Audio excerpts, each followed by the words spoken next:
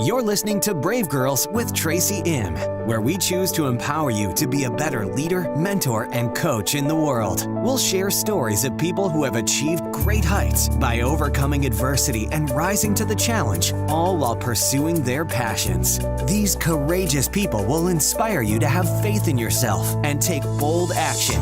Right here with the host of Brave Girls, Tracy Im.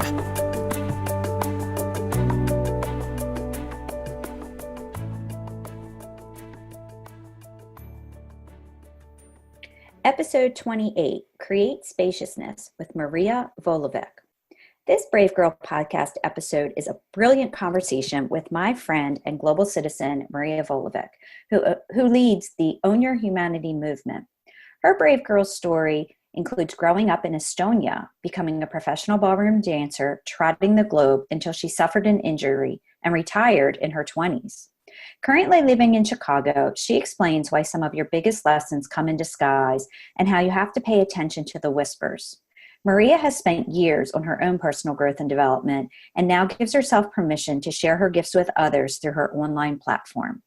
She also talks about her journey with her partner Alex over the past year as he worked to heal his body of cancer.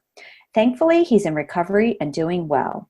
I know that you will love our conversation and you'll take away so many lessons from Maria, including why you need to create spaciousness, why you're always the first cause, and that it's critical to find the blessing in every situation. I'm proud to call Maria my friend, and she's definitely a brave girl. So let's dive deep in episode 28 and find out why you need to create spaciousness. So welcome to today's episode of Brave Girls with Tracy M. I'm here with my good friend, Maria Volovick, correct? Yes, from Own Your Humanity, and she's in Chicago at this time. So welcome to the show, Maria. Thank you so much, Tracy, for having me. I'm excited for this conversation. Yeah, me too. So we met a few years ago, and at that time, I think you were a little bit of a digital nomad, kind of trying to figure out where you wanted to eventually land, and you're in Chicago now, right? Yes. When we met, I was hopping around because before that, I lived in Sydney, and then there came a point in time where I found myself not at the happiest place, and I decided to take radical measures. So I sold everything I owned, and my partner Alex and I, we decided to go nomadic. And so, yes, we traveled the world for, I want to say, 2.5 years, lived pretty much wherever we wanted. And then, yes, right now in Chicago, because that's where he's originally from, that's where his family is at, and we wanted to be with family for a while. And so, yes, it's been a year in this beautiful city, and most likely we're going to be here for another year. Good. But you're originally from Estonia, correct? Yes. I was born and raised in Estonia. And it's interesting because when people ask me, Maria, where are you from? I'm like, well, I'm from Estonia, but I'm Russian in my heritage because it was, it used to be part of the Soviet Union. So in my family, we're all Russian in heritage, but my citizenship is an Estonian citizenship. So I get to be both, as well as the global citizen that I am. And I left when I was 18. I moved to Tokyo, Japan, and I lived there for 7 years. Some of the best years. I love that city so much. I can't wait to go back and spend some time there. So when you were living in Tokyo, what were you doing?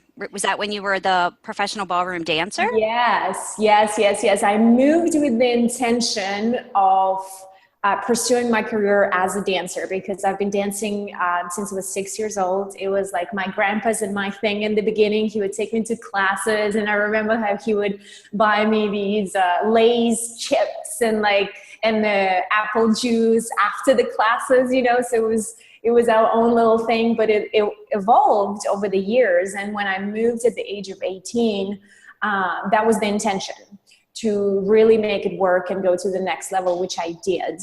I taught for 7 years straight. I taught from kids to professional couples to these adorable grandmas and grandpas that would do ballroom dancing as a social thing.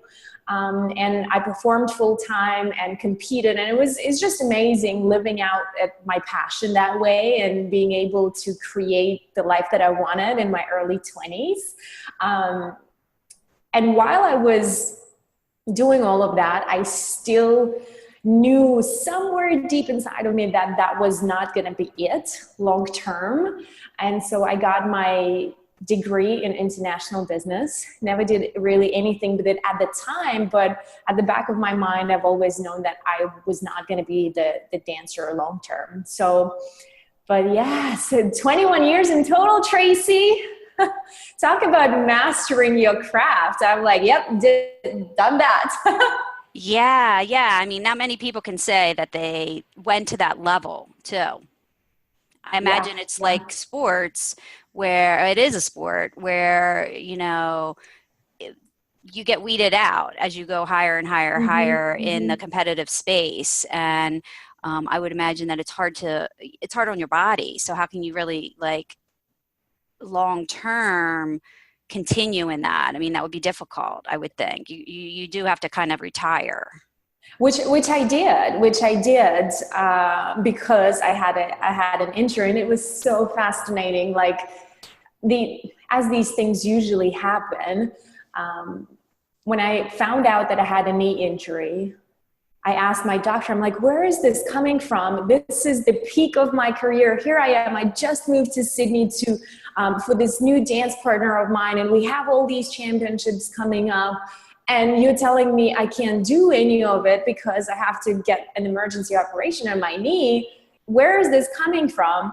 And he told me that it was an old injury. I just never treated it. And so the compound effect of constantly pushing myself eventually erupted into a torn meniscus, and I had to have a surgery. And even though they promised me 4 to 6 weeks of recovery, it took me much longer.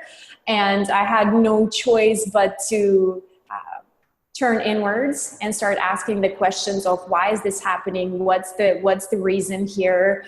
What's next? Is this really what I want to pursue? Is this my life, or am I meant for more? Which I've always known that yes, I was, but I went with dancing because it was easy. You know, it was easy, and I didn't have to try very hard. I had all these opportunities to travel the world and teach around the world and perform around the world. And so I just cruised with it. And so when the injury happened, it really helped me understand that it was never really my dream. It was my mother's dream. And it became very clear to me when I called her to tell her that I've decided to retire. I remember I was on my balcony in our apartment at the time in Sydney, and I was calling her to tell her that, hey, Mom, I decided to retire. And we probably had the biggest argument of our entire life. She was like, how can you do this? And this is an unfinished business. And, you know, I love her. We have a great relationship. We're very close. But at the time, I was like, okay, Mom, I see this now. This was your dream. And this was your idea of success, right? And you are living it through me. And I'm choosing to choose differently. And ever since then, I started asking myself of all these programmings that are running me, like, are they mine? Am I choosing them? Are they serving me? And so I for years, and still, even now, I'm in this very investigative mode where I'm like, okay, let me see where this is coming from. And if I like it, and if it's serving me, and then I'm going to decide if I'm going to keep it or if I'm going to let it go. So when I retired, it was a big deal to my parents. But I was completely at peace. There was no regrets. I knew it was time because I've neglected the time for so long. It's like Oprah says, right? You're going to get the whisper, the whisper, the whisper. And the longer you ignore the whispers, you're going to get the slap, which is exactly what I got with my injury. And yeah, it was interesting. Some of the biggest lessons are coming, you know, they come in disguise, right? They're not wrapped up in a pretty package. You have to look for the blessing to see it. And that was one of them for sure. Yeah. So I think a lot of people don't ignore the whisper, and they don't realize that it was really somebody else that they were doing it for, and probably her reaction being so like, what, was like stronger than yours, and then that's when you were like, yeah, it's not mine, it was hers. Mm-hmm. So that's amazing. So from Sydney, then where did you go? Is that when you kind of went more into the business online marketing world? Yes. So when I decided to retire from the world of dance, I was already pursuing my master's degree, which was in PR and advertising. And it was, to be honest, a complete waste of resources. But it was not necessary, but I was doing it again, right, without really asking myself why. And I was like, okay, I know I'm not going to get a job. That's not my gig. I'm not meant for cubicles. I cannot just have 2 weeks of paid off time per year. The only thing I know is how to be paid for my craft, which used to be dance. And so I started asking myself, well, what's my next craft? And at the time, I was really passionate about learning about online marketing and just marketing in general, right? And the human psychology behind it. And I opened my own marketing agency. I worked with a lot of local business owners, from lawyers to accountants to entrepreneurs. And when I found myself in this space of unhappiness, right? On the outside, I'm doing all these incredible things. And on the outside, it seems like Maria's got it all together. But on the inside, I'm suffocating, and my relationships are suffocating because I'm unhappy. That's when Alex and I decided that, you know what, we're going to just take the extreme approach and sell everything and set ourselves free and just go with the flow for a little bit. And which is exactly what we did. And my career evolved into being a freelance launch manager. So I worked with a lot of transformational brands, and all of them were actually female-led transformational brands. And I was their campaign manager. So I was the person behind the scenes, making sure that all of their launches go on time and go well, and we hit the numbers, and et cetera, which is how we met. Yes. I was in the process of doing all of that. And I learned a lot.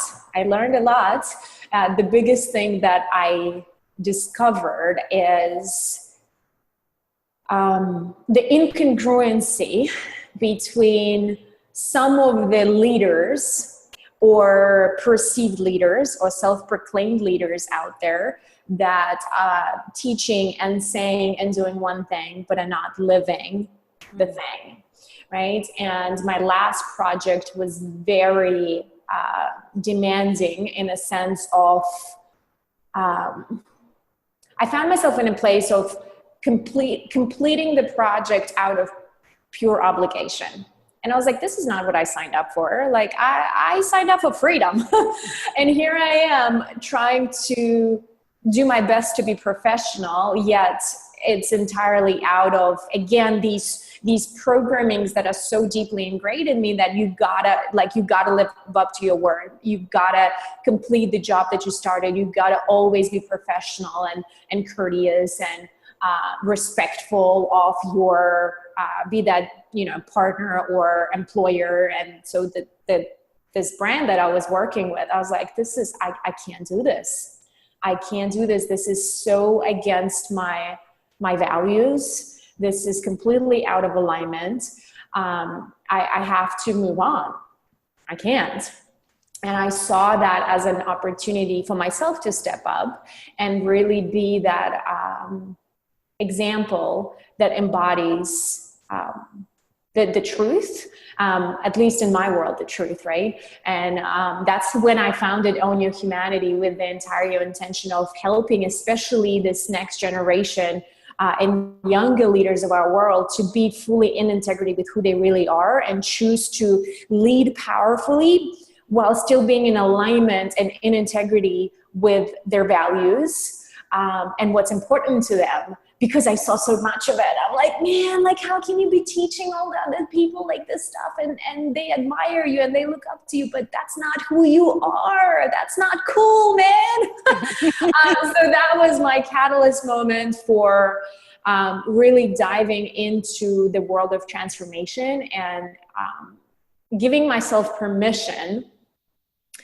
to be the leader that I've always wanted, yet hesitated to be, because I've been in it for a while. My first, I was introduced to that world in my early 20s. My first coach was Tony Robbins' son. Like, I've been in this massive boot camp of personal growth for a while, but I never gave myself permission to go out there and really support other people. It was more about how can I apply it to me and what I do, and not how can I share that with others. And so when I found myself in those projects that were very incongruent, I was like, okay, this is my opportunity.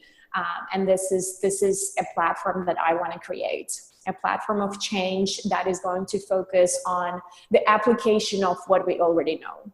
We don't have to be constantly consuming. We don't have to be constantly in this mode of, I need some, like, an external dependency, right? Of course, we have to continue growing. That's inevitable, right? We're either growing or we're dying, but it has to come from the right place. It can't be coming from a place of, I'm not good enough.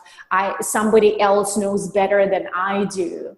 Right? Somebody else knows what I should be doing. At the end of the day, we all know what we want to be doing. We just don't have for the lack of a better word, balls to follow that. Mm-hmm. We don't have the courage to go, okay, I know, I recognize this invitation, and I'm going to take the leap and grow my wings as I fall, right? And so we develop, at least that's what I noticed in the world of transformational leadership, right? There's a lot of codependency, and I see it as my job really to empower people to go, you know what, I know better, and I'm going to listen to myself first, and I'm going to embody what I already know, rather than be in this mode of external dependency. Yeah, that's really it. Yeah. No, you said some really great things. So I agree. I think there's people are looking for the answers outside themselves. Mm-hmm. And, I'm sure you saw these big brand online launches where people are talking about transformational leadership yet not living it, that there's a big demand for that, right? Mm-hmm. And that's why people were having 6 and 7 figure launches. Yeah. You were the Willy Wonka behind the machine, or Oz, behind the curtain, mm-hmm. doing all their launches for them. And there's a lot involved with mm-hmm. doing it to make money, basically. But I think that now it's good that you know what is required, but I think that it's great that you're teaching people now that you're the visible one and you're the visible leader, and you've given yourself permission to be that leader and not be the behind the scenes person. I think that's great, because it is true for the next generation of leaders. They are good enough. It's getting still mm-hmm. still and hearing mm-hmm. the answers within yourself. So I think that's great. So, and I agree also in the whole personal growth and development space, you're either learning and growing or you're dying. And mm-hmm. so one of the things I know that you had kind of put out there is you're a big reader, and you were going to do 52 books in 52 weeks. So talk about that, because I'm fascinated by that. So this is something that I decided to do this year. And there was a very specific reason why I decided to commit to it. About a year ago, my partner Alex was diagnosed with cancer. And so that became, our number one focus. And so we had to radically adjust our lifestyles and just the priorities. And so there was a lot of realignment happening, all of it good. We're very appreciative of this teacher and of this phase in our lives. But I found myself in a place where I didn't have many things to fuel my own cup. because the usual things that we are so used to doing are off the table, like travel, like an active social life. We are in a brand new city. Like, we had no intention to be in Chicago or live in Chicago. Most of our friends are either somewhere around the world or in California. And that was our goal. Like that was our plan, to move to California. And right before that actually happened, we found out what was going on. So we decided to stay here and be surrounded by his family because, you know, for obvious reasons. But I found myself in a place where I wasn't doing much of the usual things that I'm used to fuel my own cup and to make sure that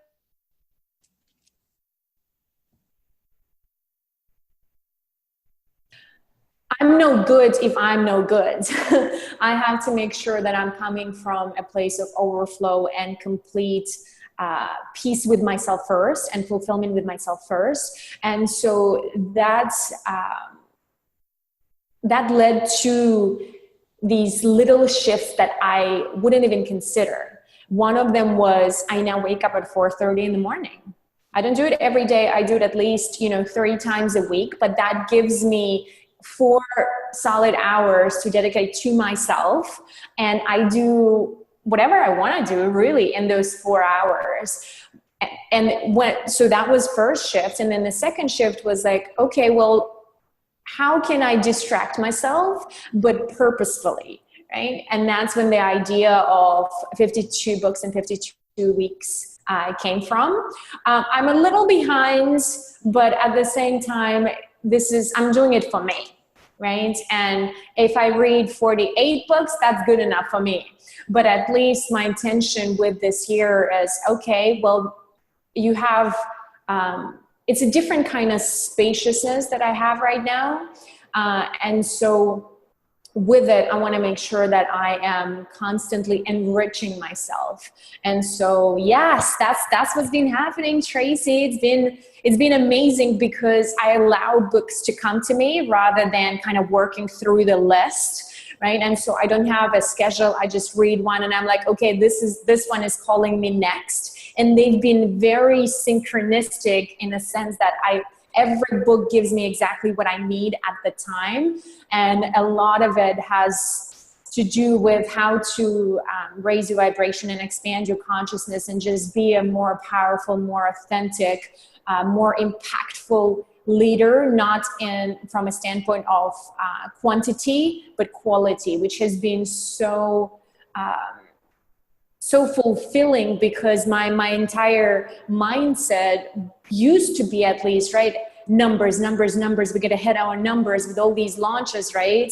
And now I'm like, you know what? If I can serve one person a day powerfully, I'm living full out. And so it's shifting more towards these authentic strategies that feel really, really good to who I am, at least at this moment in time, because it's been a very emotionally demanding year. And I had to look for alternatives because the ways that I know best, they weren't working. They weren't working because I had to get real with the reality of life. And still ensure that I'm staying sane and positive and focused on the right thing. And so, yes, it's been, again, a lot of readjustments and making sure that I enrich myself with the wisdom of those that I admire and respect through their books has been one of them. And it seems like some of this wisdom is what you're putting back out to your own community and the Own Your Humanity community. Because what you're learning is what you're also here to teach, correct? Yes. And it's so interesting because through my own journey, I'm coming from a place of choice. Everything in my life is a choice, and I know it. I know there's so much certainty that I'm the only source of everything. Like, I am the source, period. Okay. And so if I'm dissatisfied with something, if I'm frustrated with something, if I am fearful of something, I have to look within first, right? And so coming from that place of choice, I get to decide, right, where my energy goes, where my focus goes, where my attention goes. And with all of these books, because I'm coming from the right place, I'm not coming from a place like I used to, I'm not good enough, hence I gotta read. It's like, no, all of it I know, and these books are just catalyzing and helping me to go deeper into what I already know.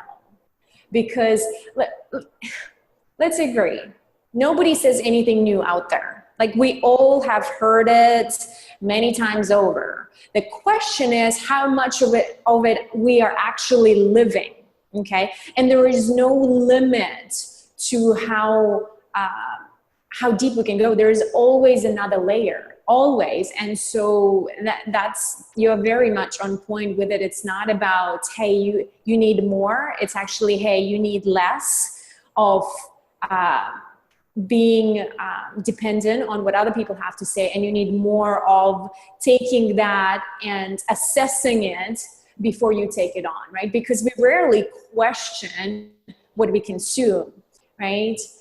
And I invite people to go, okay, that sounds cool. Let me go and live it out so that I can have an experience of it before I decide if it works for me or if it doesn't. Because I see so many people living out of a space of assumptions, right? And they're like, oh, that's not going to work. Oh, that's not going to work. It's like, well, have you tried it? Why don't, if it's resonating with you, and usually if you're resisting it, that's the invitation for growth. That's an indicator that, hey, that's exactly what you should be doing. So why don't you go and live it out for a bit before you judge, right? And so that has been at least my focus with what I'm doing and what I am empowering my community and my clients to do, is to live fully, to experience all of it so that you can sift and sort based on your personal experience with the subject or with the idea or with the strategy, rather than coming from a place of judgment and assumption. I think that's so on point. So on point. So I've been kind of watching from afar the tremendous amount of support that you've been given to your partner through his journey, you know, trying to heal his cancer and to go through all his treatments and things like that. And, you know, for people who haven't been a caregiver for someone that is, you know, experiencing that, you know, talk a little bit about that. I have had that experience of being someone's caregiver. Both my mom and my dad. And so talk about, you know, I think it's great that you realize you have to fill your cup up and that you're giving yourself this time to dedicate to yourself so you can be of service. But like, what are some of the really big ahas? Or, I mean, one of them I know for me was surrender. You just have to surrender into the situation. Tracy, there have been so many, and I think there will be a whole lot more because we're still actively in it, and we haven't really had a chance or a time to decompress and process everything. So there's been a lot, but I think my biggest anchor of peace was actually three things, and I didn't realize it at the time. But it was something that my mentor shared with me when I first shared with her what was going on. And she said the following three things. She's like, first, right? And I'm paraphrasing and summarizing, but it was first, you are so strong. Like I just acknowledge that you are so strong. You are so much stronger than what you're giving yourself credit. And so that was one. The second one was, this is an initiation, right? This is an invitation to surrender. This is an invitation to learn how to really step up your own game. This is an invitation to put everything you know and everything you've practiced up to this point into practice, right? This is an invitation to expand your consciousness and really practice creating your own reality, right? So the second was, hey, this is an initiation into greater leadership. And then the third one was, it's okay. meaning it's a lot. And it's okay. Like, it's okay not to be strong all the time. It's okay to have your moments. It's okay to ask for help. It's okay to break down. It's okay to experience all of it and make adjustments and take it one day at a time. But at the end of the day, with those three things, for me personally, I wasn't aware that I was doing it, but for me, I found this place of deep inner certainty where I don't just believe that I am strong, that this is an initiation and that everything is okay. I don't just believe it, I know it.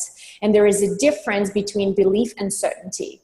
Like I know that all is good and all will be good. And so it allows me to appreciate the journey. But if I were to come in just simply from trying to believe that everything is okay, I know that it would amplify the amount of stress, the amount of worry, the amount of doubt, the amount of fear, the amount of frustration, the amount of exhaustion, because it has been a demanding journey, right? But it's knowing that at the end of the day, I am the source of my own life, and I get to choose what I focus on, and I choose to focus on being certain about the outcome. And if I'm certain about the outcome, I can be patient, right? Without being anxious. Like I can really stabilize myself in this hurricane, right? So that is happening, and know that all of this is just a phase, right? So those I think combination of distinguishing the difference between certainty and belief has been one, and then my mentor's words of "you are strong, this is an invitation, and it's okay." Right? They have really allowed me to take it one day at a time. And he's a warrior. He will be okay. He knows that too. So this is just, without a doubt, has been an uncomfortable journey, but it's been a blessing. And I truly believe that any challenging situation, any adversity, is an invitation for us to appreciate the richness of life. It's not all good and sweet and nice, this is life. But you can be going through all of it and choose to be miserable about it, or you can be going through all of it and choosing to find things to appreciate and find things to acknowledge and share and love on. In the midst of that hardship or adversity, because at least in my experience, I have not had a challenging moment that I now, that I don't appreciate. I look back and I'm like, yep, that was a blessing. Yep, that was a blessing. Yep, that illness, blessing. Being broke as fuck, blessing. Having your heart broken, blessing. Like all of it has led to who I am today, and I'm very appreciative of all of it. And so I already know the outcome of this. It will be a blessing. I already know it's a blessing, right? And so that has been of tremendous support for me and him, knowing and being certain of the outcome, but also being okay with the turbulence, right? We're gonna land safely. And now is just, okay, there's some turbulence, but it's okay. That, it's okay. Right. Right. Well, and you're such a prolific writer. I hope that you've been journaling and that you can turn this into some kind of a creative pursuit, whether it's a book or a series of blog posts, or, while you're in it, it's probably not the right time to publish it, but, I love the way that you write. And so I'm hoping that you're capturing this as you're going through it. And even just some of the things that you've said right there, I took a lot away. And I think that others could benefit from how you approached it, and the advice that you got and how you implemented it. And I think that you have such a strong understanding of the law of cause and effect, the universal laws. Yes. I think some people just don't even realize, until they go into victim energy, or they go into sort of those, critical moments when like you said, you're the source, right? You're always the source of the cause to get the effect. So I think that, probably your training way back when with Tony Robbins and his son have contributed to that inner, awareness, self-awareness. A lot of people don't have that. A lot of people don't have the higher level of consciousness and awareness that you do, and that you got at a really young age. So I think that all happened for a reason too. Yeah, absolutely. And, Tracy, first of all, thank you so much for inviting me to consider, putting it out there. I'm kind of sitting with that idea and I'm entertaining the idea. And Alex and I have been talking about it in a sense of he's definitely writing his second book. His first book was an international bestseller, and now is like, okay, this is definitely going to be, but it's going to be a different kind of book. And I'm like, maybe I can write one as from a support perspective, right? Because there is no doubt that the level of intensity that he's experiencing is different to mine, but there are so many people that your support system makes such a difference. And it doesn't even have to be when it comes to, disease of any sort. It's just in your life, your support system is key. And it's like, how can you support the people that you love and admire and respect in your life by honoring yourself first, right? I think that's key, because it's so easy to neglect the simple things, right? It's so easy to neglect the self-care, and it's so easy to neglect everything because now, that you have this big thing that is demanding your attention. So yes, thank you so much for that. We shall see where this takes us. But on the, on the idea of cause and effect, right? And how people can start practicing that really is, I'm a huge believer in alignment. Right? And when you're in alignment, you feel good, right? And alignment means very different things to everybody. But I think the biggest thing that we can all start practicing, right, is to recognize that in every moment in time, we are presented with a choice, right? My all-time favorite quote is by Viktor A. Franklin, the author of Man's Search for Meaning. And he says that between stimulus and response, there is a space. In that space lies our opportunity to choose our response. In that choice lies our growth and our freedom, right? And we are constantly exposed to all these external stimulus, right? Like we've been talking, it's very noisy out there, right? And so there's always this, everything is demanding your attention all the time.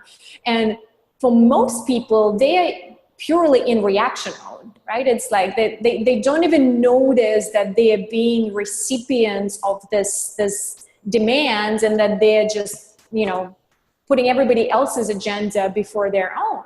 And so when people recognize that in every moment in time they have a choice how to respond, that's like the step one, right? Just noticing that, okay, before I blow up, or before I react unconsciously, or before I start blaming somebody or justifying something or making it somebody else's fault, or before I go and purchase this thing I don't need, or before I go, I yell at somebody in traffic, like before I do all of that, there is that tiny little bit of space in which I can go, okay, how do I want to respond, right? And how do I want to show up in this moment in time? And when we learn how to make those decisions from a place of alignment, that's when we start building positive momentum, right?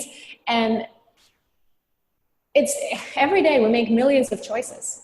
Mm-hmm. Are all of them in alignment? Absolutely not. Like, we're all human, right?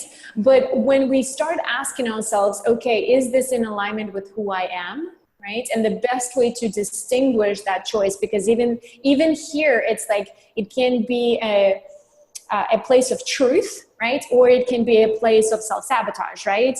Love, fear, soul, ego, right? There's this conflict, right? And it's easy to go with like the surface level response. But it was important to ask yourself, I believe, is, hey, will I be at peace with the outcome of this choice? Will I be proud as a result of this choice?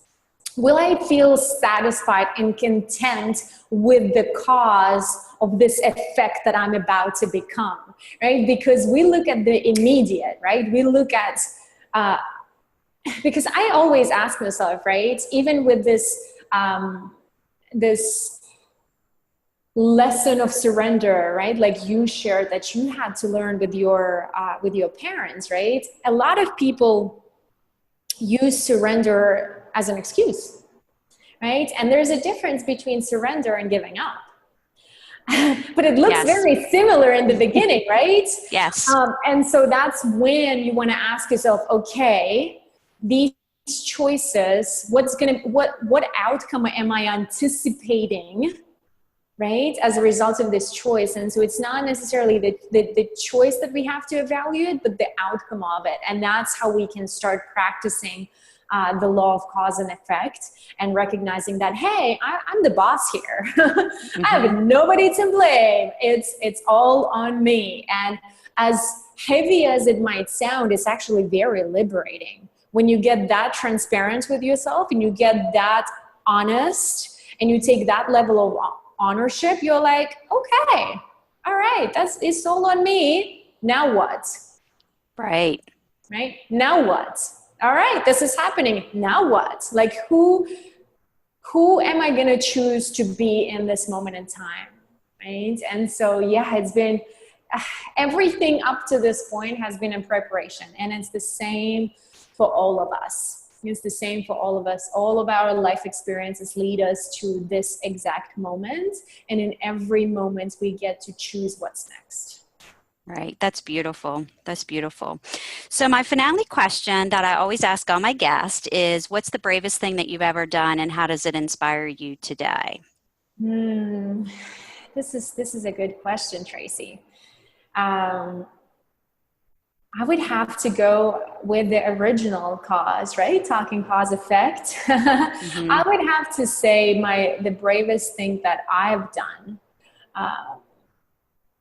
was when I actually left home at 18, because it was really, I had two options: to go down the traditional path, right, and marry my high school sweetheart and go to school and get a job and do all of those things, right? Like the very predetermined path. Or I could have packed my things up and move across the world from Estonia to Japan, not knowing the language, not knowing anybody, right? And it's really, that's what kicked off this chain reaction of everything else. Because when you asked me this question, the first thought that came to mind was the bravest thing that I've ever done was that I learned what self-love is. But I wouldn't have learned that if I didn't have the experiences that I did, which were all the result of me taking that step of, you know what, I'm going to go and give it a try.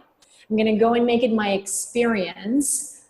And then I'm going to decide if it works for me or not, right? But I took that leap and decided to make it my own journey instead of just judging it and assuming that I'm not going to like it, or I am like, you have to make it your own path and like really live it to see where it's going to take you. And I did that unknowingly when I was 18, and said to myself, yeah, I'm going to go and try it.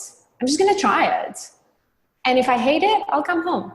If I love it, I will see where it's going to take me.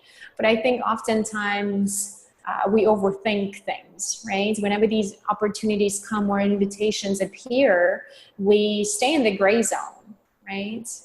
But at the end of the day, there's only two choices: hell yes or hell no, right? There's no hell maybe, yet a lot of people hang out in the place of hell maybe. It's like, just decide and own it and be at peace with it. And one way of tricking yourself to being at peace, saying, okay, I'm going to decide this and I'm going to give myself 3 months, which is what I did, right? I was like, I'm going to decide. My first visa is for 3 months. I'm going to go and try it for 3 months. And then if I hate it, that's going to be a great life experience. And if I love it, I'm going to choose what's next. But I jumped and I made it my own path. And as a result, I did find what self-love was. And that's what's helping me and supporting me and keeping me rooted and centered and focused on what really matters in this most demanding year of my life so far. That's beautiful. That's beautiful. Thank you so much for sharing that. I think this whole episode has been phenomenal. I know that our listeners are going to get some nugget that you and I just think is conversation, and it's the exact message that they need to hear at this moment in something that they're going through. And I love that. I love your analogy. There's two choices, hell yes or hell no. Don't live in hell maybe. Yeah. And the gray zone. So thank you so much. And I wish you so much abundance in the coming days, because you are in alignment. It shows in how you're showing up, and I'm so glad that you're rooted in Chicago, at least for now, and getting the support and the love that you guys need. And I'm really, really happy that you're continuing to know that you need to dedicate time to yourself. I think so many people forget to do that, and so I just say thank you so much for being a guest on the show. And if people are trying to find you, where's the best place for them to go? For sure. And first of all, Tracy, thank you so much for this opportunity. Thank you so much for reaching out. It's so good to be reconnected. You are up to some incredible things in your own life, and I'm excited to support you.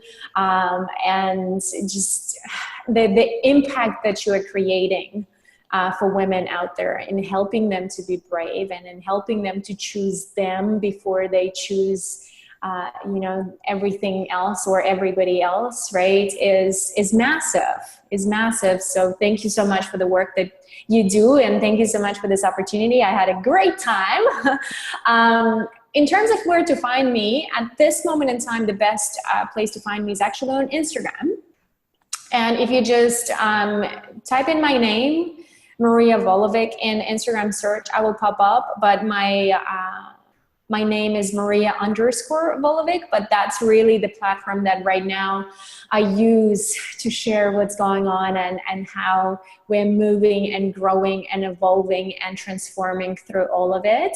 And I would love to hear from your listeners, right, what this episode and what our conversation inspired them, and how it's inspired them to choose differently. Right? And to be more conscious of the choices and more aware of the truth that they are the only one in charge. Right. Thank you. Thank you, Tracy. I hope you enjoyed this episode of Brave Girls with Tracy M. as much as I did creating it. Each show is produced with you, the listener, in mind, as you look for inspiration and motivation from other brave souls as you pursue your desires. I'd love to hear your feedback, so please leave me a review on iTunes. I read every one. And check out my website, tracym.com, for more free resources. You can also join my list and sign up for my newsletter right from the homepage. Until next time, stay strong, believe in your dreams, and go do something brave. We appreciate you joining us for this episode of Brave Girls with Tracy M, and hope that you enjoyed the show. For more information about today's episode, as well as additional free resources to help you achieve greatness in your life, visit tracym.com and sign up for our mailing list. Until next time, dream big, believe in yourself, and let your brilliance shine as only you can do.